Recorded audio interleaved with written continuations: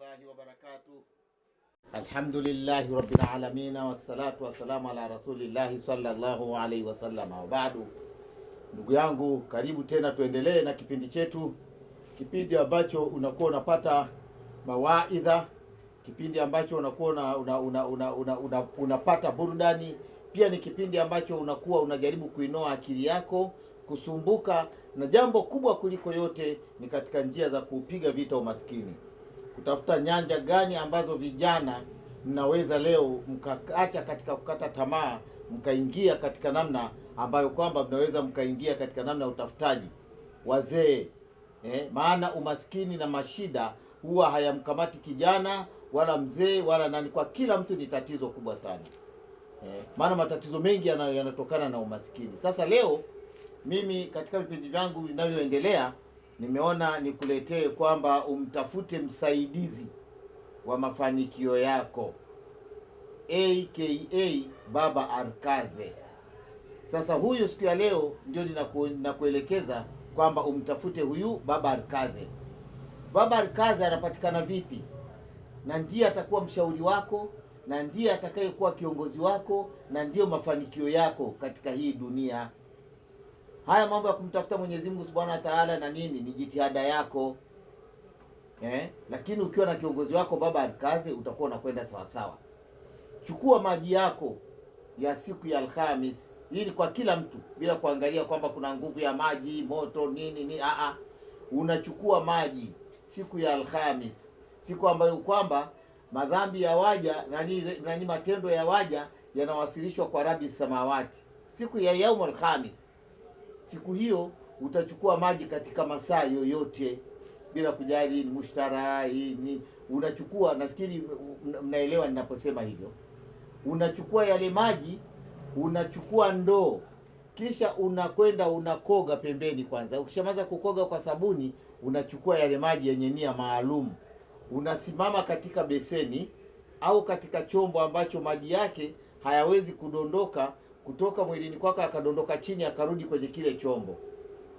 Unachukua chombo chako, unamimina, kuna koga, uhakikishe katika eneo lako lote la viungo vyako kumeenea maji, na maji yote yanaingia katika kile chombo.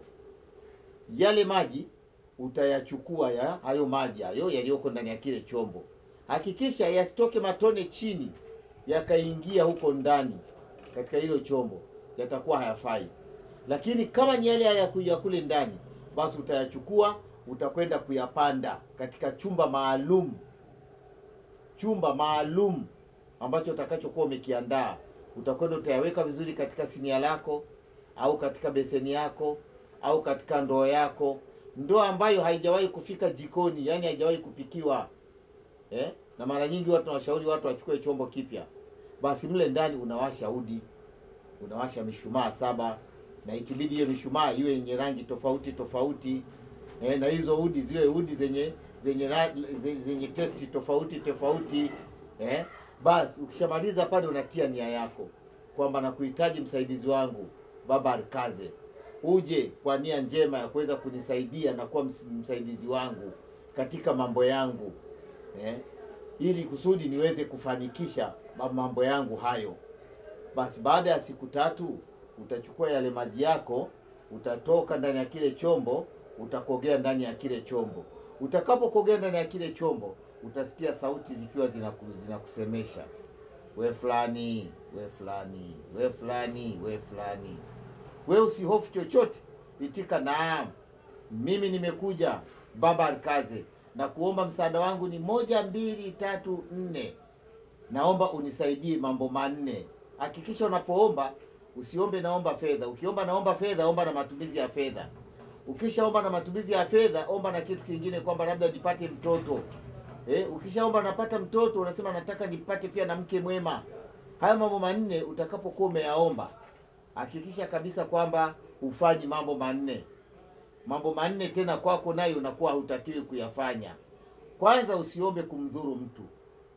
Pili, usiombe kuchukua nyota ya mtu yeyote. 3, usiombe kwamba ukaibe mahali popote. 4, usiombe fedha za mtu. Unapomwomba Baba Arkaze mwambie hii fedha itoke hazina. Sasa huko hazina baba kazi atajua kwamba inatoka wapi. Kwa hiyo huyu ndio msaidizi atakaye kusaidia katika hatua zako za kuweza kuishi katika hii dunia kwa amani na salama. Mimi nakueleza kwa namna hii, siwezi nikafunguka moja kwa moja kwa sababu naongea na watu wa aina tofauti. Wako watu watakusikiliza maneno yangu watadharau. Watu wako wameshapitia kwa baba Arkaze, wao wana ufahamu, watashangaa kwamba kwa nini anatoa siri wakati mambo ya baba Arkaze ni siri. Hapana, nimemtambulisha tu baba Arkaze. Mambo mengine yote utanipigia kupitia simu yangu namba 0749767696 ili nikufafanulie kwa kirefu. Usihofu chochote, niandikie kwenye WhatsApp, niulize mimi mwenyewe. Usitukane, jifunze ili uweze kuelewa. Hapa sikumlazimisha mtu, sikuchukua fedha ya mtu kwamba mimi ninaweza ukanikashfu au ukasema jambo lolote. Mara nyingi, siku zote, ukitaka kujigundua wewe una mkosi, jambo lolote zuri utaliona baya, na jambo baya wewe kwako ndio litakuwa burudani. Kwa hiyo hili ninalolitoa kwa watu wengine jambo zuri, kwa yule ambaye anajitambua na mkosi, kwake ndio litakuwa jambo baya. Kwa hiyo ukijigundua kwamba una mkosi, usijaribu, wewe achana nalo tu, wenzio wakuruke, wakufanye wewe ni daraja, wapite waende mbele. Kikubwa tu tupige vita umasikini. Tutafute fedha, tutafute mali ili tuweze kuishi maisha mazuri katika hii dunia. Wa hadha, assalamu alaikum wa rahmatullahi. Tukutane katika kipindi kijacho. Wa barakatuh.